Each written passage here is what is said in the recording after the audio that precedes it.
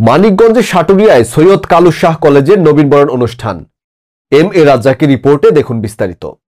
তাদের মতো দেশ ও জাতি মুখ উজ্জ্বল করতে সাটুরিয়া উপজেলা সদরে কোনো কলেজ না থাকায় 1995 সালে বিএনপি নেতৃবৃন্দ ও স্থানীয় শিক্ষানুরাগী ব্যক্তিবর্গ উদ্যোগী হয়ে সাটুরিয়া কলেজ প্রতিষ্ঠা করেন, কিন্তু পরবর্তীতে আর্থিক ও অন্যান্য সমস্যার কারণে কলেজ বন্ধের উপক্রম হলে ফরিদগঞ্জ পৌরসভাধীন ফরিদগঞ্জ বাজার পরিদর্শন করলেন চাঁদপুর জেলার সুযোগ্য পুলিশ সুপার রকিব। 11 ডিসেম্বর বুধবার তিনি ফরিদগঞ্জ বাজার পরিদর্শন করেন। এই সময় উপস্থিত ছিলেন ফরিদগঞ্জ থানার অফিসার ইনচার্জ শাহ আলম ও সঙ্গীয় ফোর্স।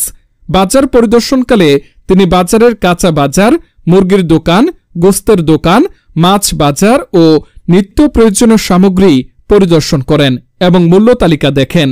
পরিদর্শনকালে তিনি ক্রেতা বিক্রেতা উভয়ের কাছ থেকে বাজারের খোঁজ খবর নেন এবং বাজার নিয়ন্ত্রণে রাখার আহ্বান জানান। কেউ যদি চাঁদাবাজি করে আমাকে জানাইবেন, আমি আপনাদেরকে মোবাইল নাম্বার দিয়ে গেলাম।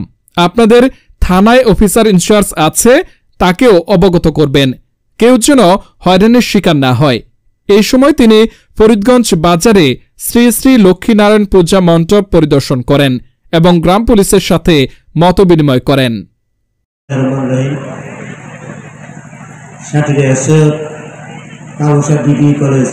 আজকের এই নবীনবরণ অনুষ্ঠানের সম্মানিত সভাপতি অ্যাডভোকেট আব্দুল রহমান খান, মঞ্চে উপবিষ্ট আমার প্রান্তীয় সংগঠনের মানিকগঞ্জ জেলা কমিটির নির্বাচিত সভাপতি, আপনার আমার হৃদয়ের স্পন্দন, মামাটি মানুষের নেত্রী, সাটুরিয়া মানিকগঞ্জের আগামী দিনের কর্ণধার বেগম খালেদা জিয়ার উপদেষ্টা মন্ডলীর অন্যতম সদস্য এবং তারেক রহমানের বিশ্বস্ত হাতিয়ার মানিকগঞ্জ জেলা বিএনপির সংগ্রামী সভাপতি জনাব আব্দুল আফা, মঞ্চে উপস্থিত রয়েছেন মানিকগঞ্জ থেকে আগত নেতৃবৃন্দ এবং সাটুরিয়া সৈয়দ কালু শাহ ডিগ্রি কলেজের শিক্ষক শিক্ষিকা মন্ডলী, ছাত্রছাত্রী এবং আজকের অনুষ্ঠানে